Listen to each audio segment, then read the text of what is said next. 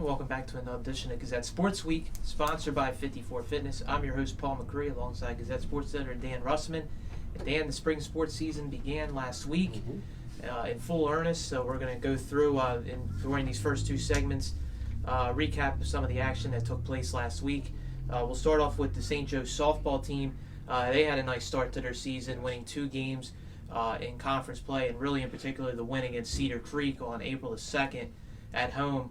A nice start to the season for them because of the fact that Cedar Creek is expected to be one of the contending teams in the conference this year. They ended up winning that game on April the 2nd, 5-4, with 3 runs in the 7th inning to win that one. Carly Testa had 2 hits and 2 RBIs. Michaela Power and Taylor Sorali and Sarah Rubertus had an RBI each. And an important early season win, Dan, for the Lady Wildcats. Absolutely. I mean, Cedar Creek's a defending National Conference champions. You know, they kind of came in and you know, they took a 4-0 lead early in the game, scored 3 runs in the first, and I think they tacked one on in the second inning. You know, but St. Joe kind of settled in. I think Sorali pitching. They made a couple mistakes behind her early, but she settled in. I think she retired the last 13 in a row in this game. But Cedar Creek was a game that was a team that came in, and I thought they really had a game plan coming into that game, and they executed it very well. The game they play later on in the season is going to be a war down there because it's going to have to go to St. Joe's. Have to go down there and beat them. Buna's coach Pam Pickett was there scouting, and Buna's usually a perennial power in the conference, so you kind of know that game had a lot of meaning for really a second game of the season. To have a big game like that in the conference means a lot, and it was good for St. Joe to kind of rally, come back and get that win, especially with a team that, you know, some of the younger kids had to step up in this game. Like you talked about, Sarah Robertus got the big sacrifice fly that wound up driving in the winning run in the bottom of the 7th. I mean, you know, some of the younger kids, the kids who don't have a lot of varsity experience, kind of stepped in and played very well in this game. Yeah, and then on their season opener at Bridgeton on April 1st, they won that game 24-0. A lot of big-time producers in this one. Michaela Power had 2 home runs, drove in 8 runs, had 4 hits total. Carly Testa had 3 RBIs, a home run, and 4 RBIs. And Taylor Sorali had 4 hits. The team as a total had 24 hits. And then Sorali on the mound had a 4-inning no-hitter as he struck out 9 and only walked 1. So, you know, a pretty nice start. This week they have Cape May Tech, I believe. That game got postponed. Okay, that got postponed, but they have the Rancocas Valley tournament. I guess that's their big thing coming they're going to go on this weekend. Yeah, they're going to go on. I guess what's Saturday, the 11th. Yes. They're going to drive up north to play Immaculate Heart in the morning, and then they're going to go down and play in that RV tournament where I think they have Florence. Okay. In the first round of that, and if they win that, I think they get the winner of I want to say Shawnee and Mount St. Dominic. Is that 16 16-team tournament? It'll cover 2 days. It'll start. It's kind of like Hammonton's tournament. It starts Saturday, finishes Sunday. Depends on if you advance or not. You know, it's a one and done. So if you lose, you go home. But yeah, some of the better teams in South Jersey, Hammonton's going to be there as well. They're playing New Egypt. We'll talk about them in a little bit. But you know, it's a good early season test. It's one of the better tournaments around in the state. You know, RV's able to draw teams from up and down the state. And I think Robbinsville's coming. Some of the better teams in the area and throughout the state. And it'll be an interesting tournament. We're going to have the St. Joe baseball team. They're in a very busy week for them to start off last week. 4 games in 4 days, which included 2 games in that rower tournament in Haddon Township on April the 4th. St. Joe baseball, they did win the opener on April the 1st against Bridgeton 10-0 in 5 innings. Starting pitcher Eric Graziano earned the win while Joe Marino pitched the final inning. So 2 sophomore contributors on the mound doing a great job.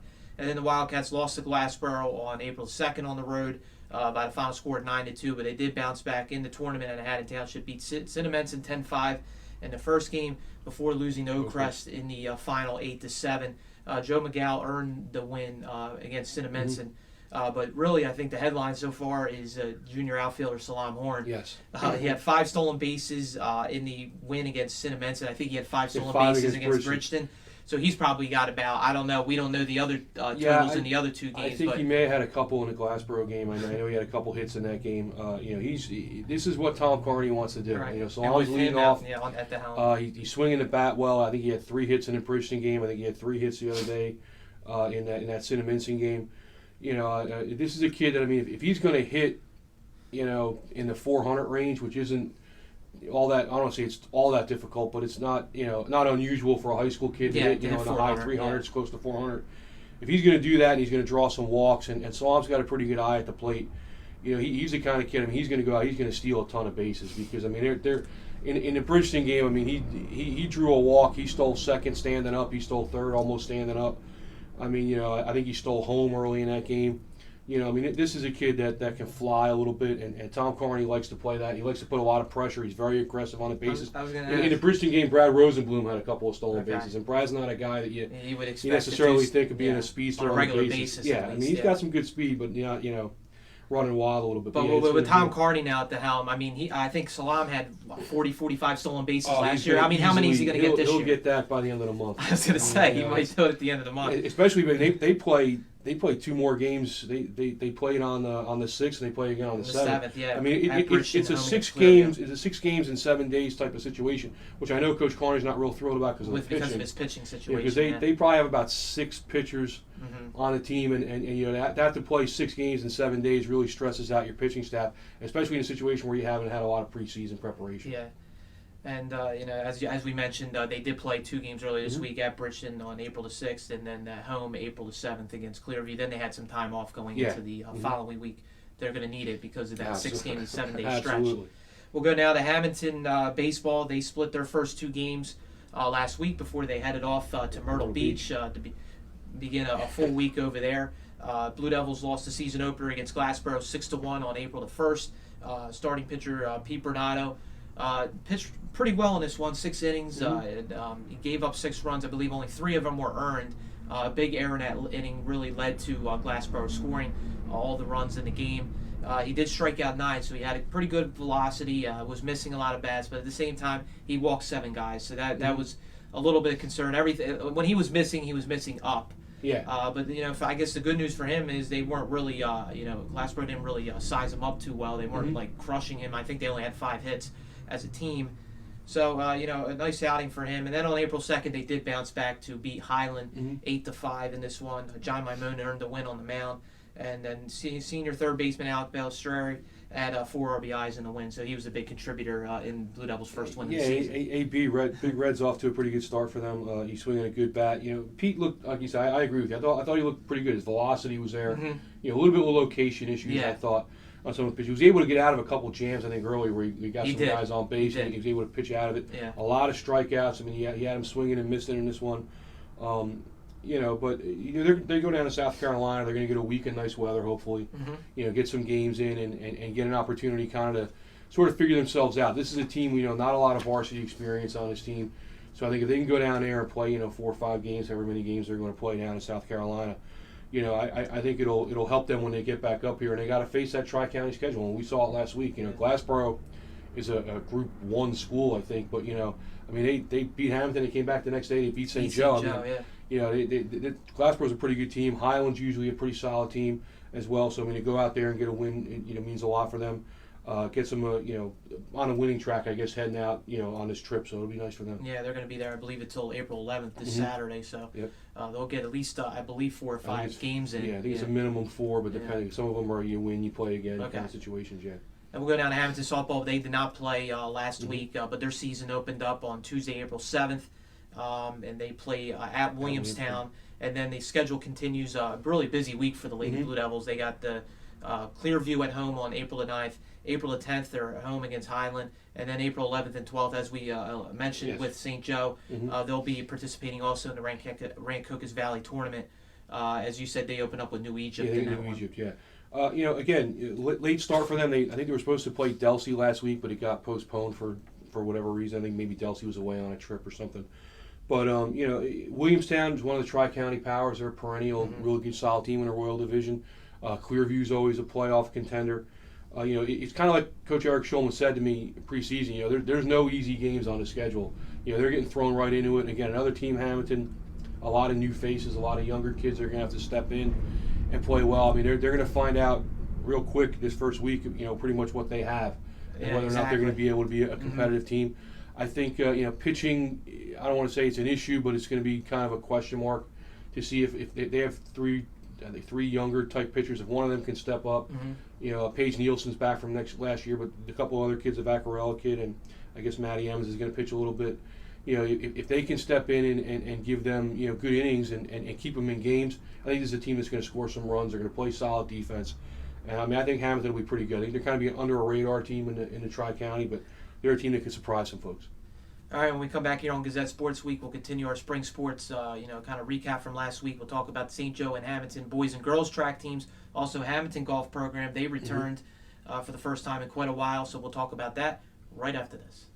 Go to Showcase Sports when you're looking for high school sports equipment and apparel, featuring gear with the logos of the Hammonton Blue Devils, St. Joseph Wildcats, and other high school teams. And Gazette Sports Week continues here, sponsored by 54 Fitness. And now we'll continue our spring sports recap for Hammonton and St. Joe from last week, starting off with the St. Joe boys and girls track and field team. They were in action at the Buno Relays on April the 4th. A couple of nice performances for the boys. We'll start with the 1600 medley team, which won the event, featuring Jordan Davis, Devore Mewborn, Caleb Williams, and Ricky Kirandongo. Long jump finished second with Jordan Davis and Caleb Williams. The 4x200 was third with Davis, Tyler Tartaglia, Mewborn, and Williams. And the best girls' performance was at the 4x400 team, which finished fifth, with featuring Taylor Brightsman, Angela Frederick, Jess Bergbauer, and Olivia Craig. Yeah, I thought a pretty good opening performance for St. Joe. I mean, they got a couple wins, some medals in there. Did pretty well among the smaller schools that competed down there at the Cameron Relays. I mean, they're a little shorthanded right now. Rockwood, Dilly, Longhorn are out. So, you're going to see some changes with the relay teams. I thought, Caleb Williams had a real good meet.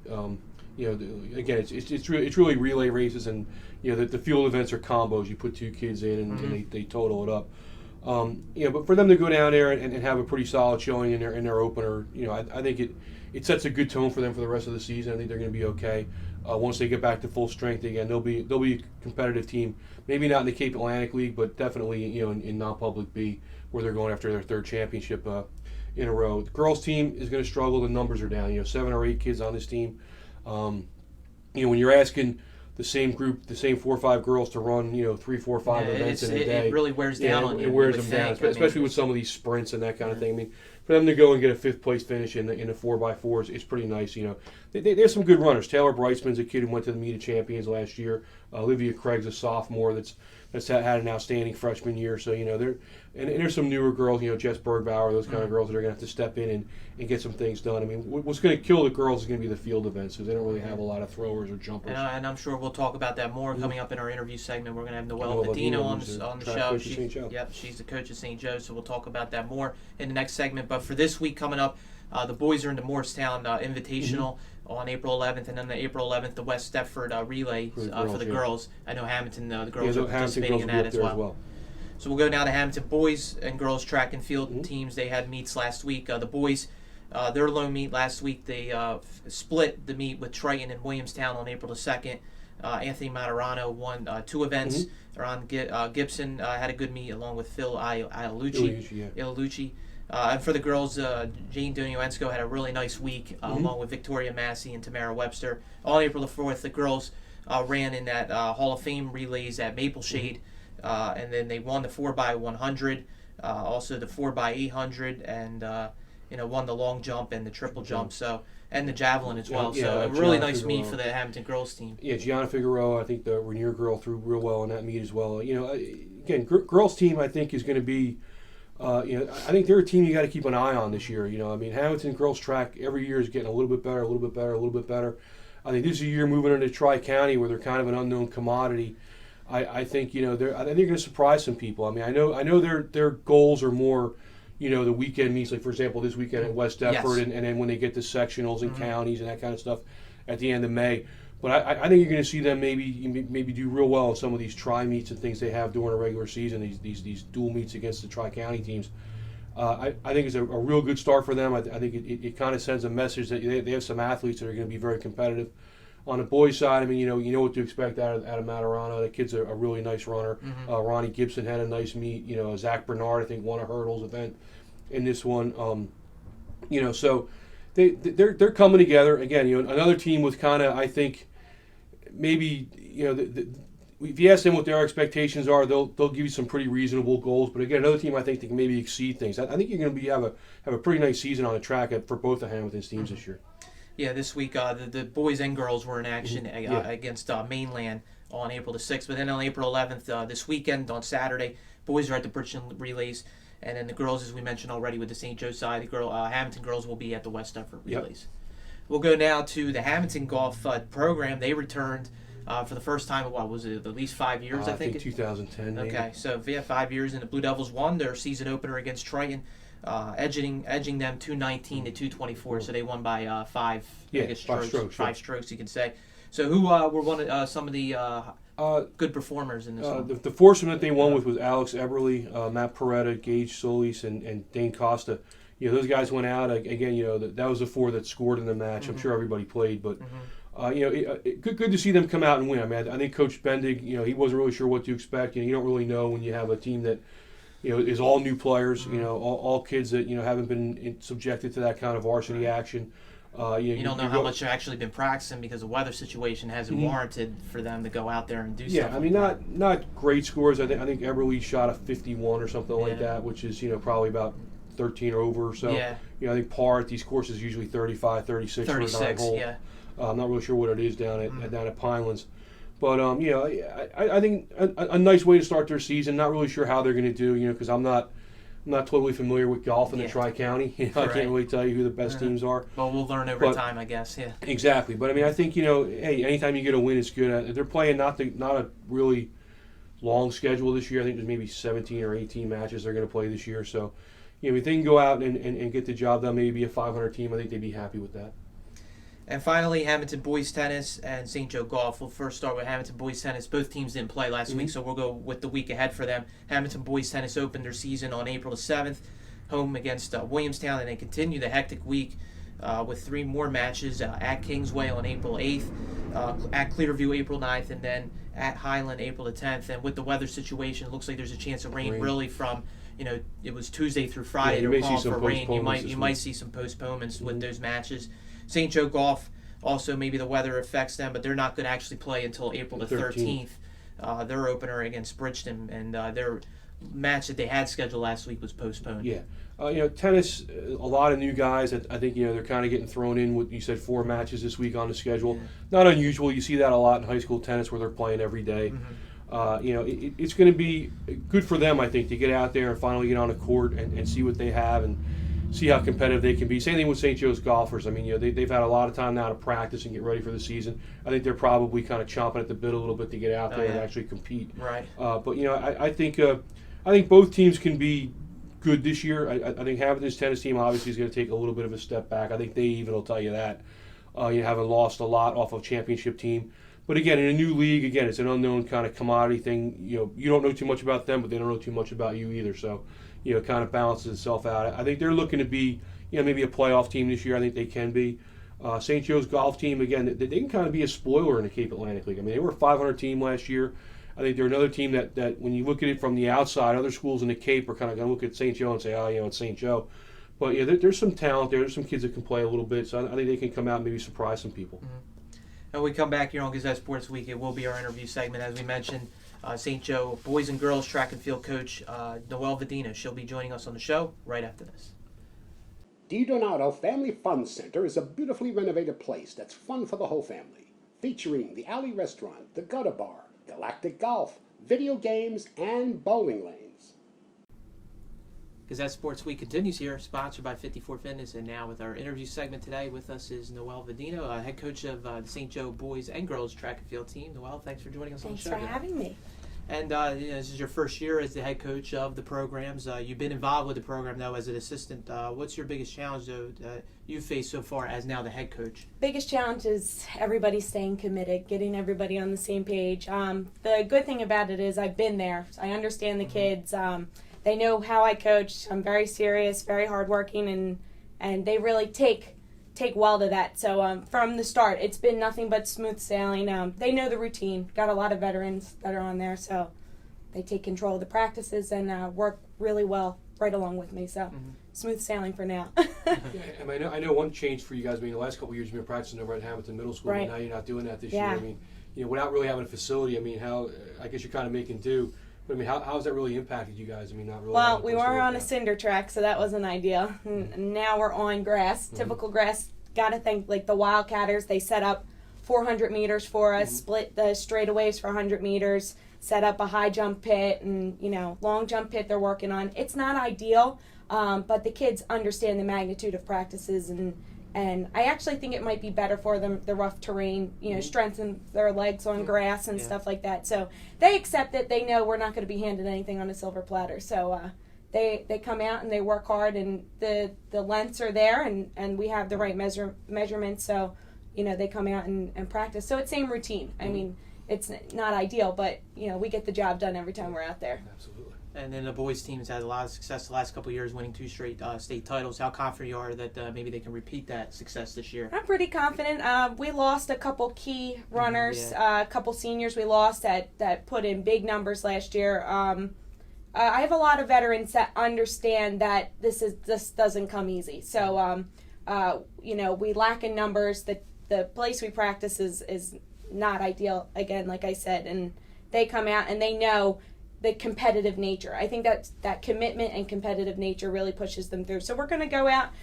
There's a lot of non-public B teams that are very good, have key players on each team that bring something to the table. But my boys, BJ, Caleb, Rocco, Jordan Davis, DeVore, they know what to do. They have been there. So that pressure should be off by the time they get there. They should understand, the magnitude. So I think we're going to be competitive again. Absolutely. I mean, you talk about some of the key guys you have. I mean, 2 of them, Rocco Ordilli and Alon Horn, are coming off injuries with knees. I mean, how are they doing in their rehabs, and when do you really expect them to get back? Rocco and Alam are doing really well. One thing that I really love that they're doing is they're keeping in touch with me. They're not keeping me out of the loop or in the shadows. They really, every day, Rocco and Alam both come up to me. This is what I've been doing. Rocco's been working PT almost every day. Our trainer, Kayla, has been with Alam every day. I'm expecting Rocco back before Alam. Heard some news that he might be back end of April. Not going to push him, though, because his rehab has been very consistent and continuous, and he seems very strong. He's been telling me the truth. Alam, on the other hand, that MCL repair just happened, so the rehab might take a little bit longer, but he's excited. I mean, he's grinding to come back. Like, he's very eager to come back, but I don't want to push anything yet. We have opportunities where they can both be really key helpers, and hopefully by the end of the season we have them back stronger. And keeping on the theme of the St. Joe boys team, you named a lot of the athletes, the runners, throwers, and jumpers so far, but which one, maybe 1 or 2 in particular that, could really have one of those breakout type seasons? I definitely think Caleb Williams is coming off a stellar winter season.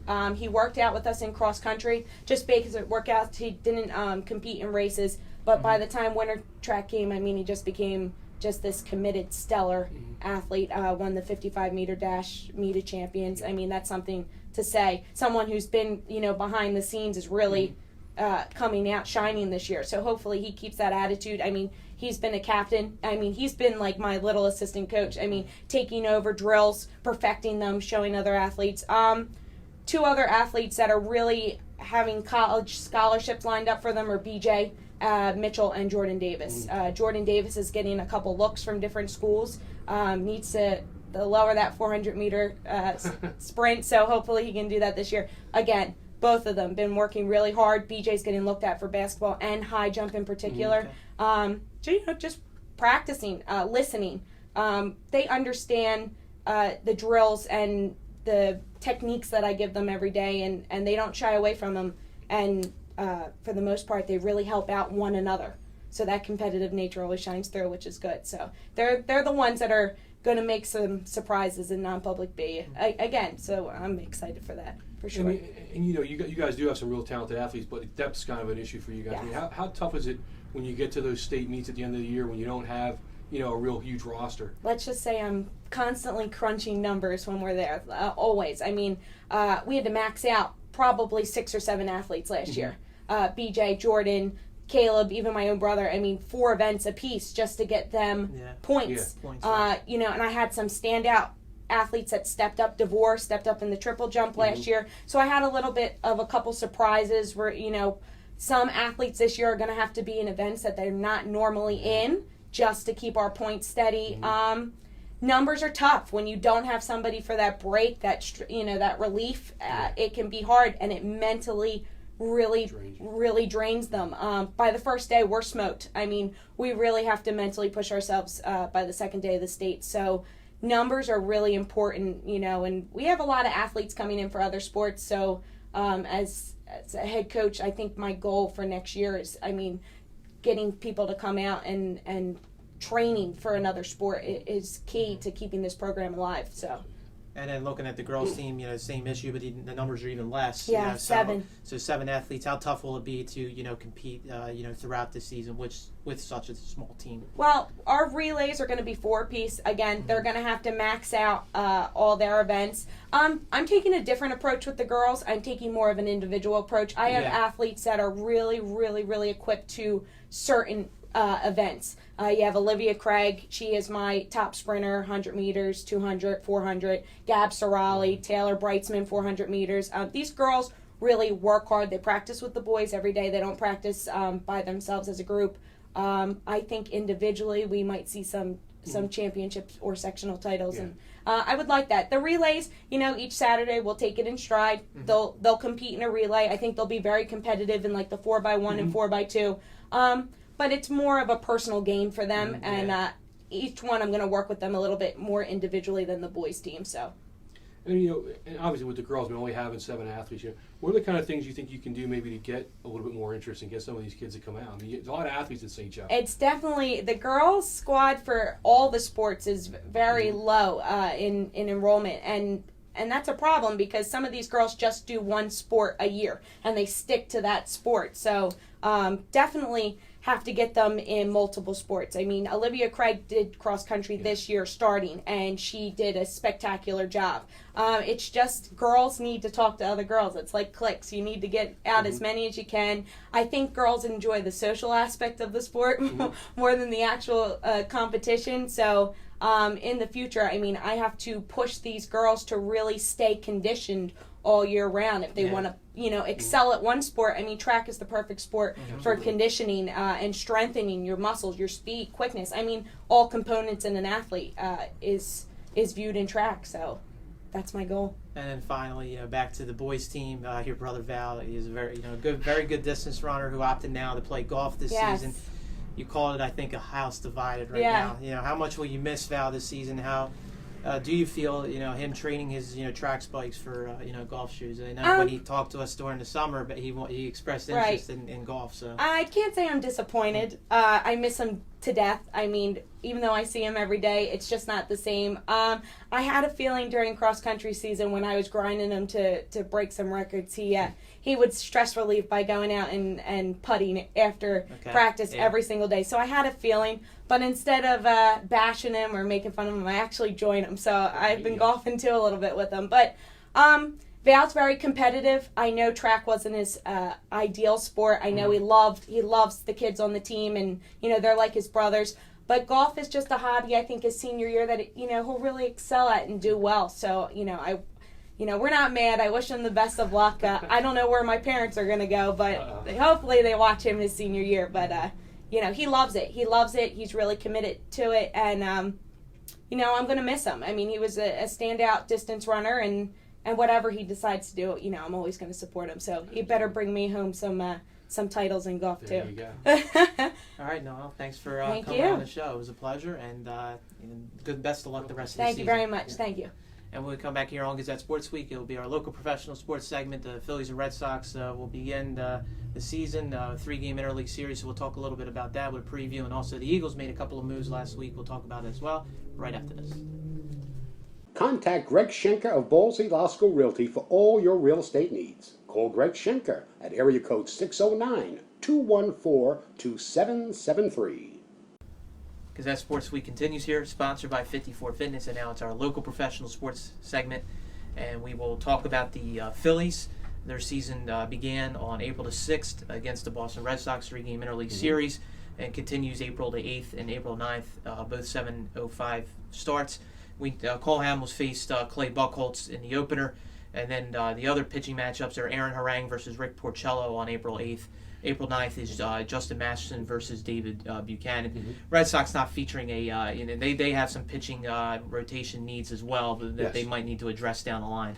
Yeah, I think Joe Kelly, who's supposed to be slated to be their fifth starter, I think they just put him on a 15-day DL, so he'll probably, but I think it's retroactive. So Okay, I think they're expecting him to make maybe by next week. When they get back home. 'Cause I think after the Phillies, they go to New York for 3 over the weekend. But again, other than Cole Hamels, I mean, if you're looking for real stellar starting pitching, you're not going to see it in this series. Neither team really has again, with the exception of Hamels, really has an exceptional kind of starting pitcher. I think Boston, when they go to New York, I guess Wade Miley's going to start that first one. Again, it should be an interesting series between the Sox and the Phillies. I think this Red Sox lineup is going to pound out some runs, especially in Citizens Bank Park. So, but we'll see how it plays out for the Phils. I mean, they're an interesting sort of roster right now. The 25-man roster. No surprise with obviously most of the roster. Catchers Carlos Ruiz, Cameron Rupp. The infielders are Ryan Howard, Chase Utley, Cesar Hernandez, Freddie Galvis, Andres Blanco made the team. Cody Ash.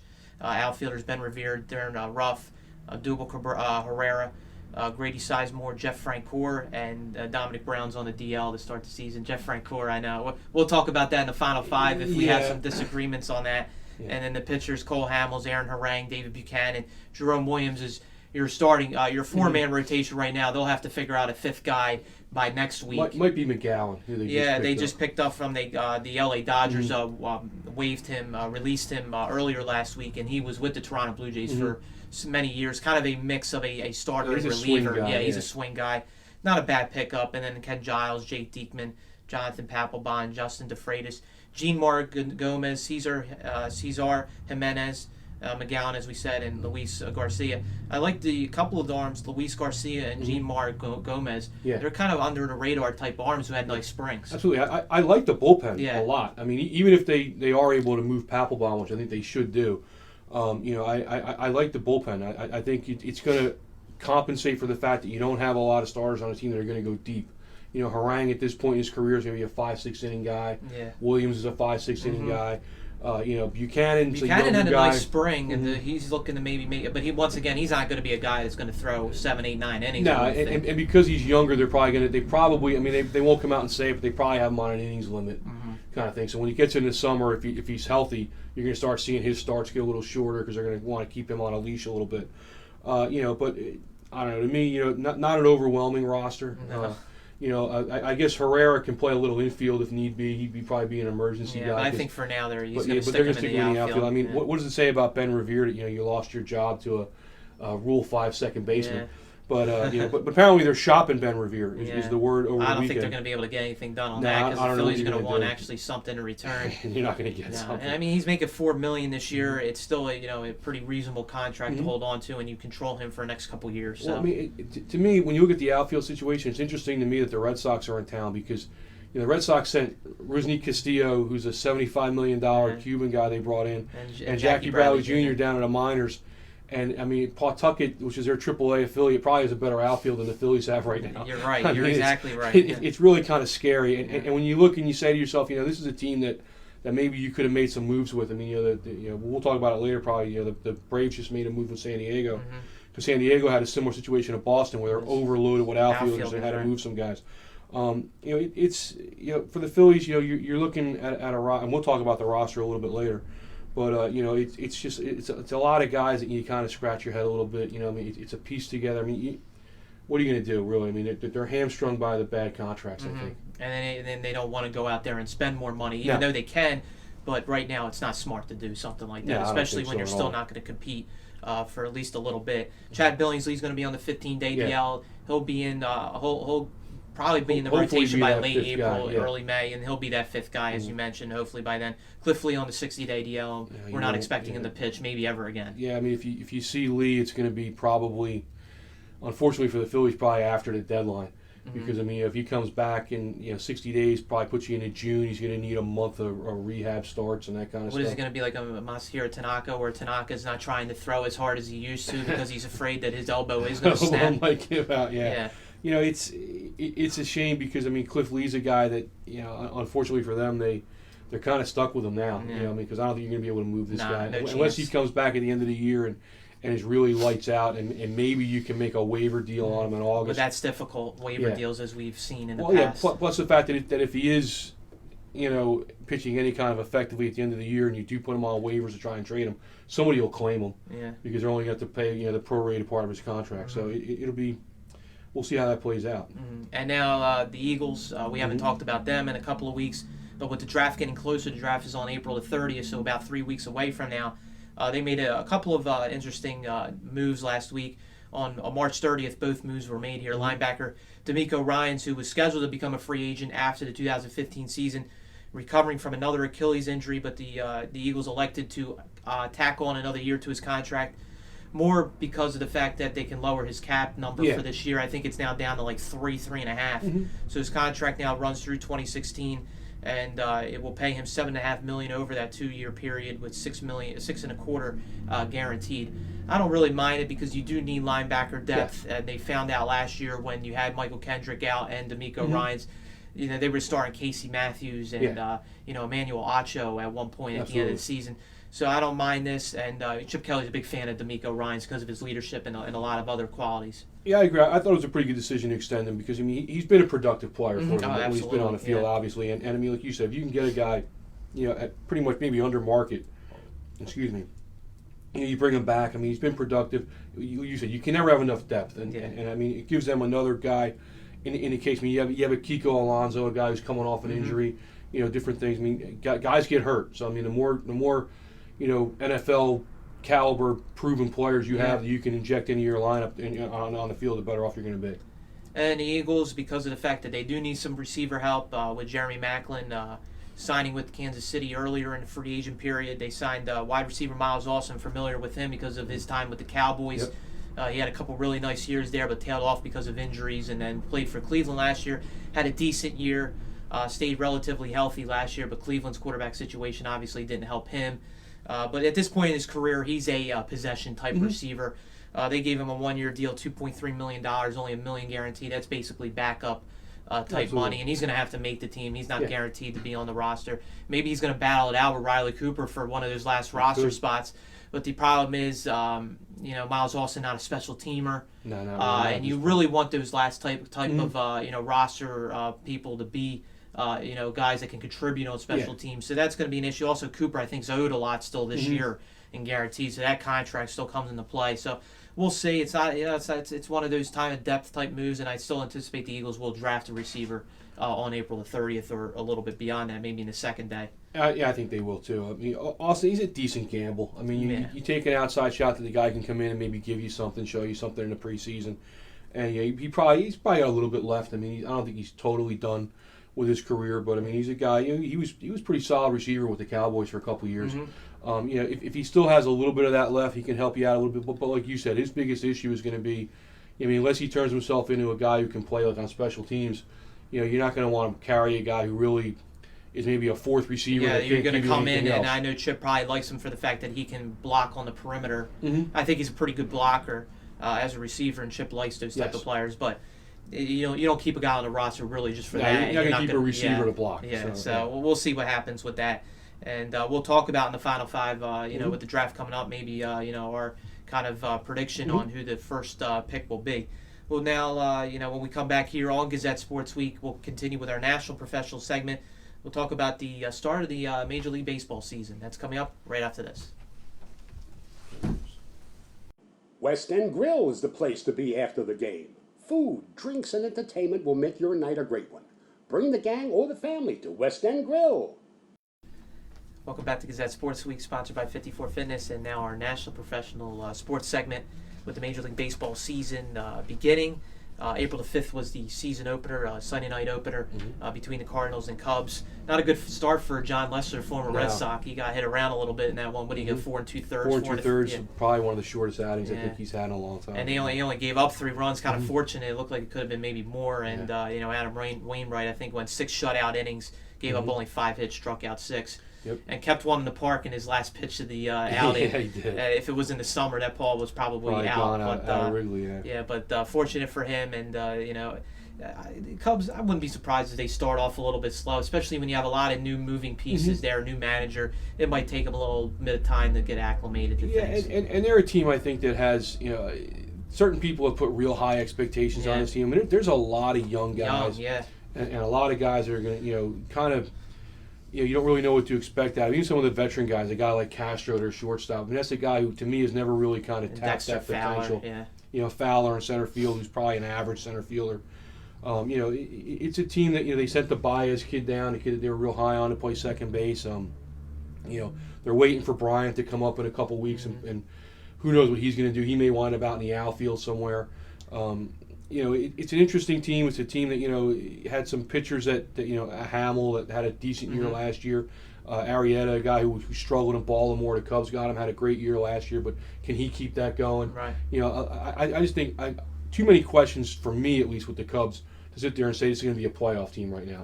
I want to see what they are maybe in August before I start really getting an idea of what I think of them in the future. And speaking of the Cubs, one of our own here in South Jersey, formerly of Lower Cape May High School, Matt Caesar, he made the roster, so congratulations to him. We always talk about Mike Trout, obviously, and rightfully so, as he's one of the faces of the MLB now, but Matt Caesar had a really nice spring and was rewarded by making the roster. I don't think he got an appearance last. I know he didn't start last night. I don't think he got a pinch hit appearance, but I'm sure he'll get some at bats, and we'll see what happens. You talk about Chris Bryant then coming up. Will that mean that maybe he gets sent down? Then we'll see if that means that he gets sent down. Yeah, because my understanding is they have Bryant maybe playing left field down in AAA at Iowa. So, I mean, if he comes up and their plan is to put him in the outfield, it's going to squeeze an outfielder off the roster. So, they have, I guess, what's the guy, Alcantara? He's a guy that can play a little second base, play a little outfield. He's a guy that Joe Madden's going to want to keep around because he can kind of fit that Ben Zobrist mold that Madden had down in Tampa. And that's what they're viewing him as. A guy that can play 4 or 5 positions for you. He can play all 3 outfield spots, can play short, play second. So that's a guy he's going to be on a roster. So if you're Caesar, you might get squeezed out when Bryant comes up, unless I guess Mike Olt's playing third base. I mean, if that guy just totally tanks and he kind of has for his career. I mean, that was a guy so far, he was with Texas. He has disappointed next, so far. There was a time when the Rangers wouldn't trade that guy because they thought he was going to be a superstar, and he really hasn't panned out. So we're going to see how it plays out for the Cubs. Also, some other notable opening series matchups. You got Toronto against the Yankees, Minnesota versus Detroit, Colorado versus Milwaukee, Baltimore versus Tampa, the Mets versus the Nationals, Atlanta versus Miami, the White Sox versus the Royals, Angels versus the Mariners, Pittsburgh versus Cincinnati, Padres versus Dodgers, Cleveland versus Houston, and Texas versus A's, San Fran versus Arizona.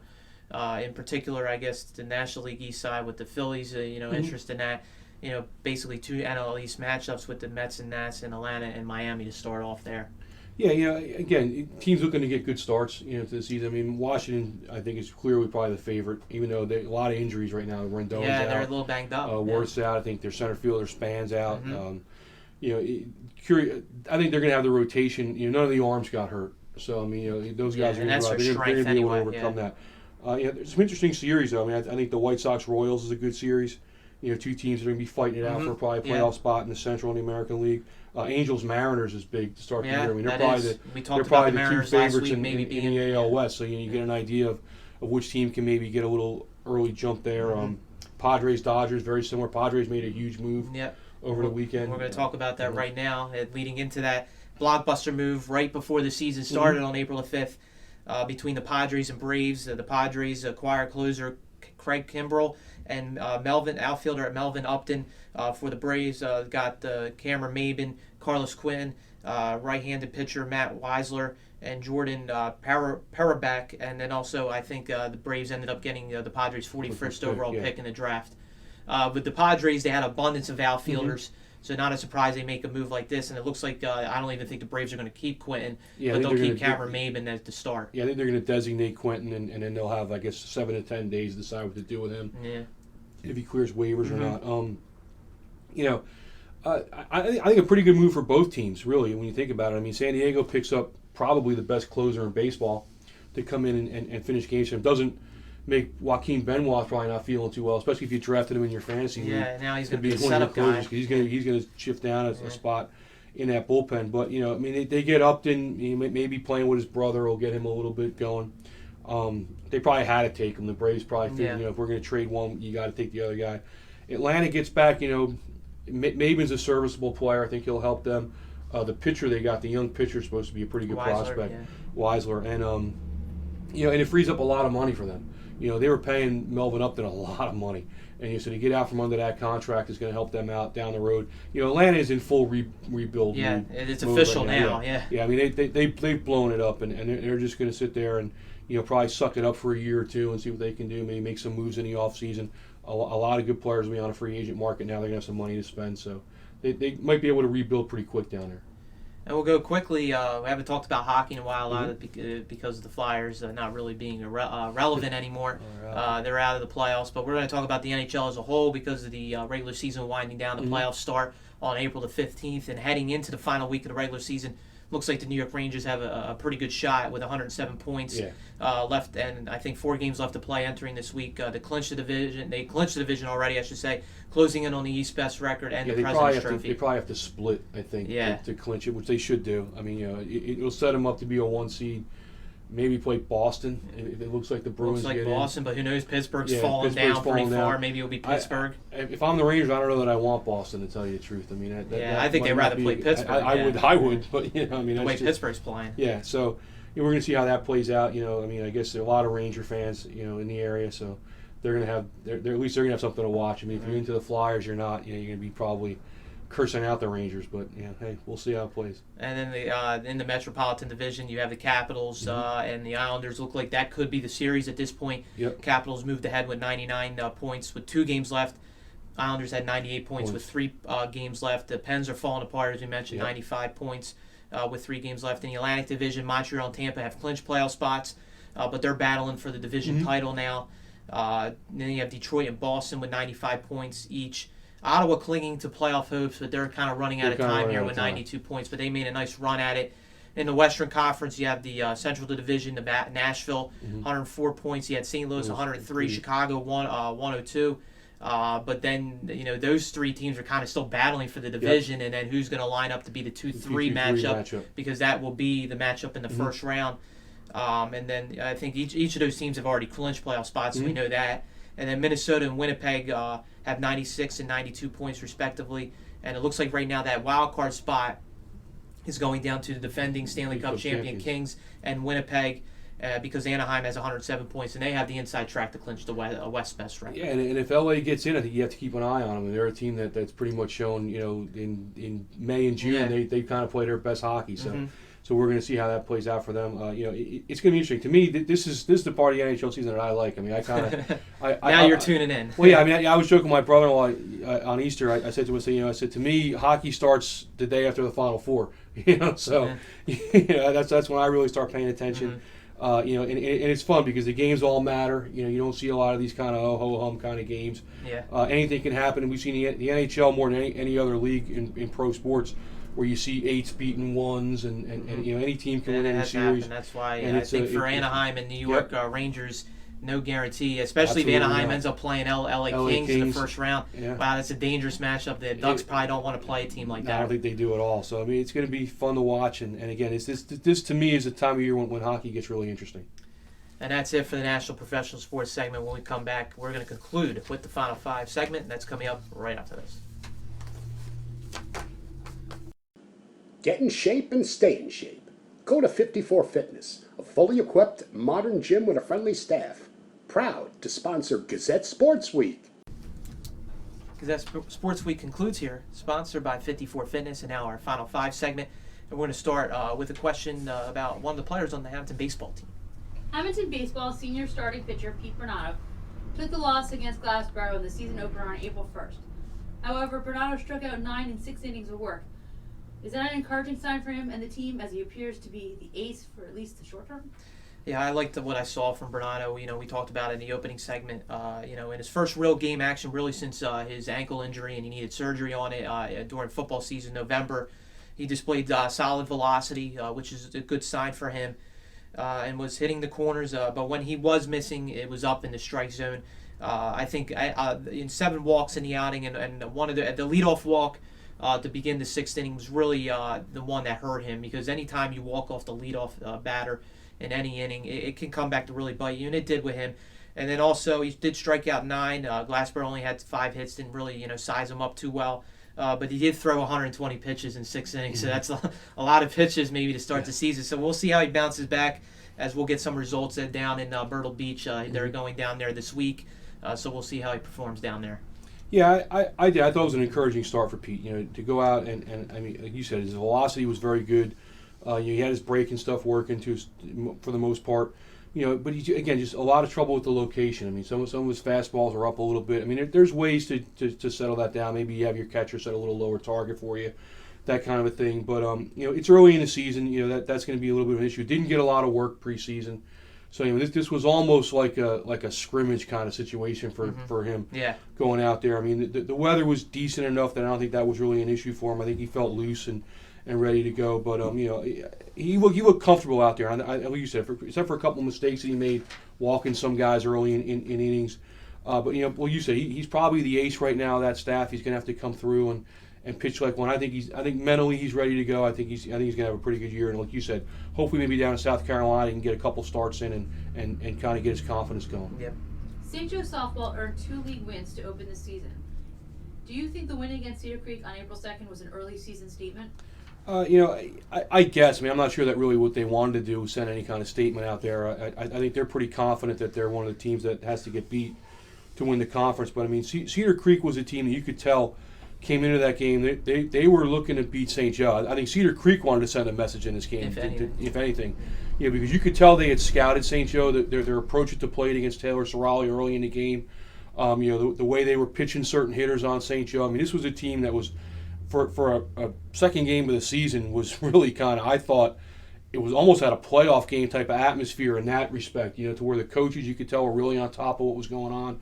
I think it kind of caught St. Joe a little off guard early in this game, that Cedar Creek was kind of, out really to really make a big message. But I mean, but St. Joe found a way to win, which is what good teams do. Down 4-0 in the 5th inning, they managed to come back at a couple runs. Came back with 3 in the bottom of the 7th. I thought some of the young players really did a great job in this game. Gianna Morgani drew a walk. She's a 9-hitter, freshman. Drew a walk in the bottom of that 5th inning that turned the lineup over and got Carly Testa up, and Testa was able to drive a double and drive in 2 runs. And it really was kind of the spark that got the whole comeback going. If she doesn't draw that walk there, if she strikes out or maybe hits a ground ball or something, they get out of that inning, St. Joe probably loses this game. But again, I thought it was a great win for them. Yeah, as you mentioned, comeback win down 4-0 to be able to come back to win that game in the early part of the season against a team that is going to be challenging for the conference along with St. Joe this year. I liked what I saw from the top of the lineup. Pretty good. Carly Testa, Michaela Power, Taylor Sorali, they all had pretty good weeks. And then, as you said, with the underclassmen, some of the question marks going into the season, didn't know how maybe they would perform, especially in the early part of the season. But already some of those underclassmen doing some of the little things to set up the top of the lineup. So, and all in all, you got to be encouraged so far from what you saw from the St. Joe softball team. The St. Joe baseball team had a busy week last week to open the season. The Wildcats are 2-2 entering this week. Do you think their biggest concern is their pitching depth right now? Yeah, I think that has to be probably the number one concern for them right now. I mean, it was tested this week in particular for the fact that they played 4 games in 4 days. I mean, any real high school pitching staff is going to be tested by that regardless. But their offense is off to a nice start. I think with Salam Horn, really we know he's going to have it. It looks like he's in for a really really special season. But then you have Eric Graziano, Joe McGowl, Joe Marino have pitched well so far. Hopefully Brad Rosenblum starts to get it going. He had a little rough debut against Glassboro in the loss on April 2nd. And I think they're going to need C.J. Lafregola to get in a rhythm and start pitching as soon as he gets stretched out. So, you have about 5, decent starters, and I'm sure there's a couple others in the mix. But I think, really right now when you go into stretches like this, you're pushing your pitching staff to the max. And I don't know they have enough quality arms to get over that. Yeah, well, I think you hit it. I think preseason preparation is really more of an issue, I think, than depth in the rotation right now. Coach Carney told me he thinks he has 6 pretty solid pitchers. The biggest problem that they're going to have is the fact that they didn't have a whole lot of preseason, so they didn't have any real time to stretch these guys out.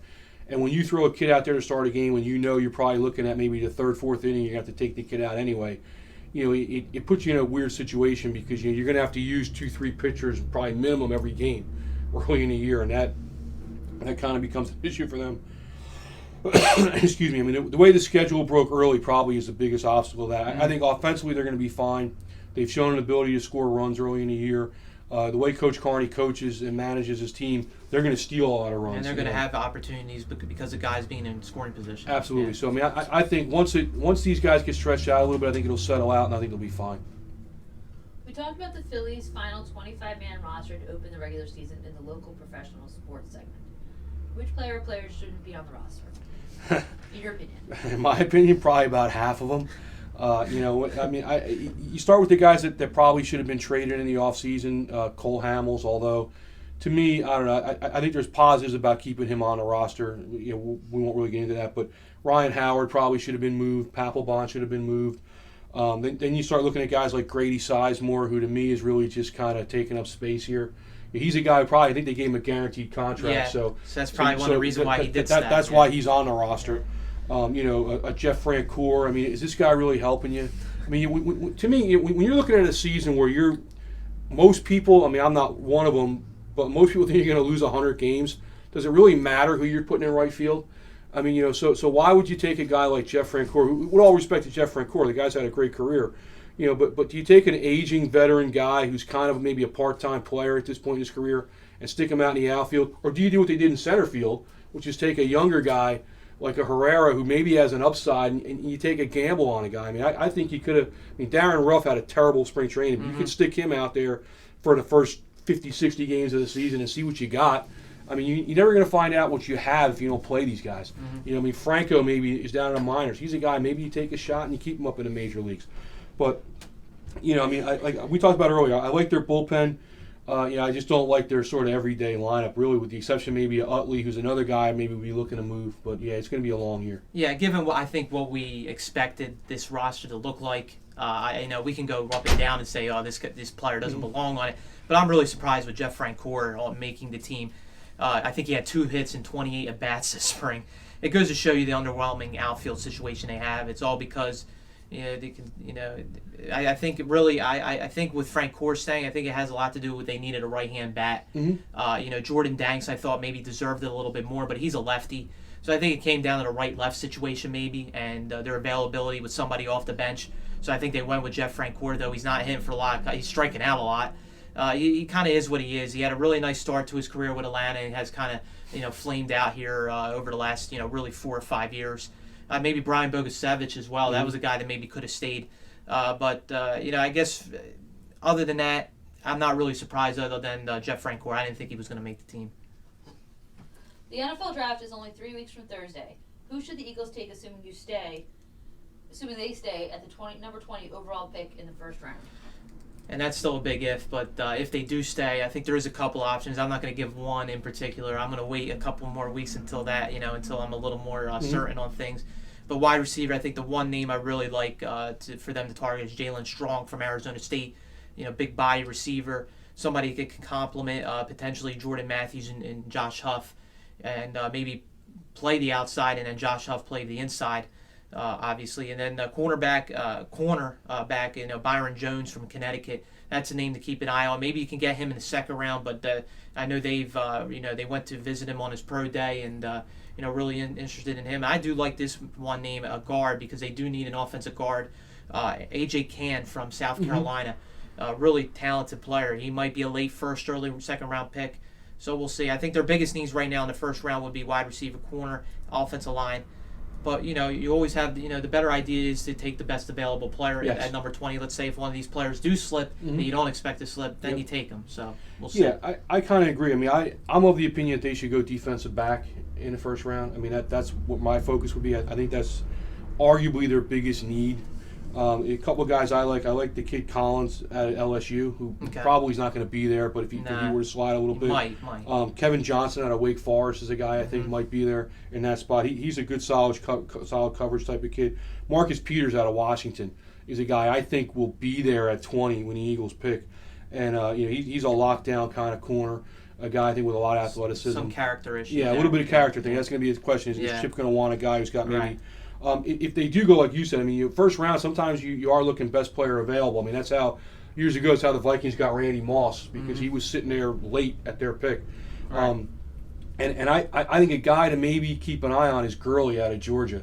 There's not a need for the Eagles, but he's a guy I think that's got a real high upside, and that to me would be a classic kind of out-of-the-box Chip Kelly move, would be to take a guy who, if he was healthy, would probably be the best running back in a draft, and a guy they can sit there and say, well, hey, maybe we can take a chance with this guy. Maybe he's not going to play much the first year, but down the road we have a guy we can plug in and be a superstar for us. But and I think he'll definitely probably be there at 20.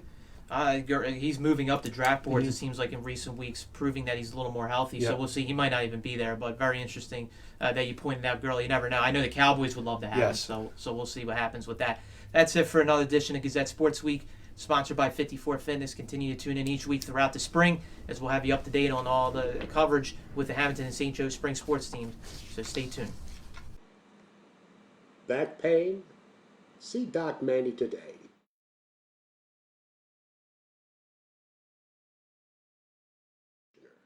With more than 25 years' experience, he knows what you need to feel like yourself again.